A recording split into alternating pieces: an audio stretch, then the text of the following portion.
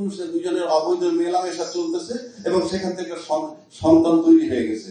পরের রুলিং আসলো কি, ওদের মেলামেশাটা সঠিক ছিল না, তা সন্তানটা কি গলা টিপে মেরে ফেলা হবে? তাদের উপরে না রেস্ট্রিকশন দিলাম, তোমরা যার যার বাসায় চলে আর মিলিত হইতে পারবে না, সন্তানটা কি হবে? এবারের সংবিধানে কিন্তু সব সচল আছে। বন্ধ হয়েছে কোনটা আমি সেটা বলি। প্রথম বন্ধ হইল আপনার নির্বাচনের পার্টটা। আমি আশা করি সবাই একটু নোট রাখেন, মিলিয়ে দেখবেন। আমাদের সংবিধান মোতাবেক নির্বাচনের কথা বলা হয়েছে 123 অনুচ্ছেদে। সেখানে বলা হয়েছে যে সংসদ ভেঙে যাওয়ার পর 90 দিনের মধ্যে নির্বাচন। আপনারা মিলিয়ে দেখবেন, 90 দিনের মধ্যে কিন্তু নির্বাচন হয় নাই। 8ই আগস্ট 2024 সালে ওত নিলেন ইউনূস সরকার। উনি কি হিসাবে ওত নিলেন? অন্তর্বর্তীকালীন সরকারের প্রধান হিসাবে। উনি তত্ত্বাবধায়ক সরকারও হন নাই, প্রধানমন্ত্রীও হন নাই, অন্তর্বর্তীকালীন সরকার। এটা কি সংবিধানে আছে? নাই। তো যার কথা সংবিধানে নাই, সে সংবিধান মোতাবেক নির্বাচন কিভাবে দিবে? ওখানে তো বলা আছে প্রধানমন্ত্রীর অনুমতি ক্রমে নির্বাচন হবে, নির্বাচন কমিশন নির্বাচন দিবে। উনি তো নাই। সংবিধানে কি বলা ছিল প্রধানমন্ত্রী পালায় গেলে কি হবে? দেখান, চ্যালেঞ্জ করলাম। তো যেটা বলা নাই সেটা নিয়ে তর্ক করে লাভ কি? প্লাস 90 দিনে নির্বাচন হয় নাই। 8ই আগস্ট 2024 পর 7ই নভেম্বর 2024 মধ্যে নির্বাচন হওয়ার কথা, সেটা কি হয়েছে? হয় নাই।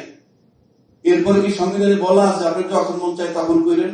দেখান না, দেখান। এরপর তো লেখা নাই যে যখন মন চায় তখন। তাহলে 2026 12ই ফেব্রুয়ারি নির্বাচনটা কিভাবে হইল? 2026 ফেব্রুয়ারিতে নির্বাচনটা কিভাবে হইল? আইন সম্পূর্ণ বৈধ। কেউ কেউ বলেন 106 সরকারকে বসানো হয়েছে। বাংলাদেশের কোন কোর্টের ক্ষমতা নাই সংবিধান মোতাবেক যে একটা সরকার বানায় দিবে, একটা পরামর্শ দিচ্ছে কি? এইরকম একটা সাংবিধানিক শূন্যতা যদি থাকে, সেরকম পরিস্থিতিতে এরকম একটা অন্তর্বর্তীকালীন সরকার হতে পারে। সময়ের সাথে সাথে দেখা দেয় নিত্য নতুন প্রয়োজন। রেডি থাকতে হয় প্রতি মুহূর্ত। তাই এলো ইনোভার, যেন আপনি লাইফে থাকেন রেডি প্রতিদিন। Innova, designed for now. তাহলে সরকারটা বানাইলো কারা? এই দেশের সবাই মিলে। কোথায় বসে? বঙ্গভবনে। দেশের সমস্ত মাথা কাথা সব ছিল ওখানে। তার মধ্যে আমাদের বিচারপতি মতিন সাহেব হয়তো ছিলেন, তারপরে সুজনের বদুলাল মজুমদারও ছিলেন। কেউ কেউ নেপালের তর্ক করেন, নেপালে কি সুন্দর হয়েছে। আরে আপনারা যে বিজ্ঞজনরা যখন বসা ছিলেন বঙ্গভবনে, নেপালে তো যেদিন টেক ওভার করছে ঠিক ওই দিন ওই মুহূর্তে নির্বাচনের তারিখটা দিছে। আপনারা কি নিতে পেরেছিলেন? আরবি চিফ ছিলেন, নেপাল চিফ ছিলেন, সুদীজন ছিলেন, রাজনীতিকদের সবাই ছিলেন। ইউনূসের কাছে সবাই ধরাশায়ী কেন?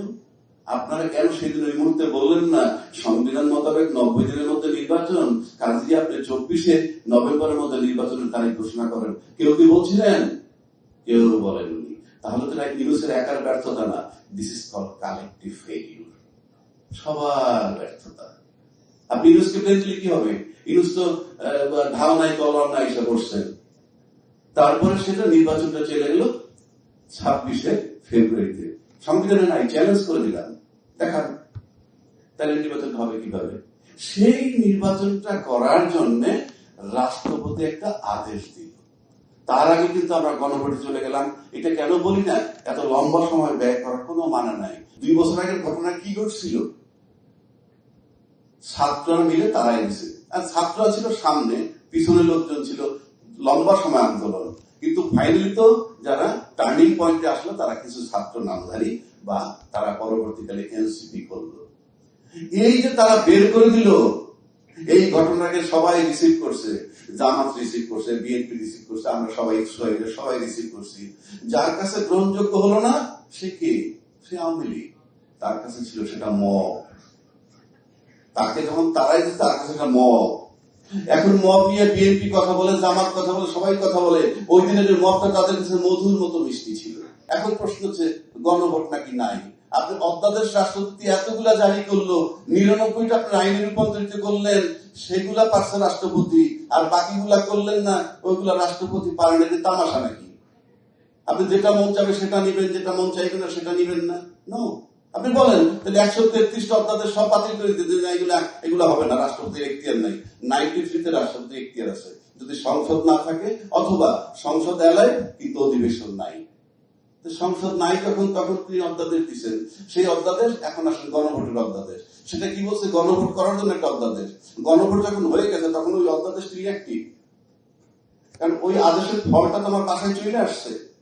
কাউকে যদি বলা হয় যে নারী পুরুষ দুজনের অবৈধ মেলামেশা চলতেছে এবং সেখান থেকে সন্তান তৈরি হয়ে গেছে, পরের রুলিং আসলো কি ওদের মেলামেশাটা সঠিক ছিল না, তা সন্তানটা কি গলা টিপে মেরে ফেলা হবে? তাদের উপরে না রেস্ট্রিকশন দিলাম, তোমরা যার যার বাসায় চলে আর মিলিত হইতে পারবা না, সন্তানটা কি হবে?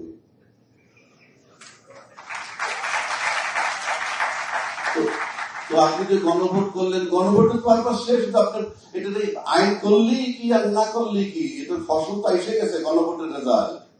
এখন রেজাল্ট মানবেন কি মানবেন না?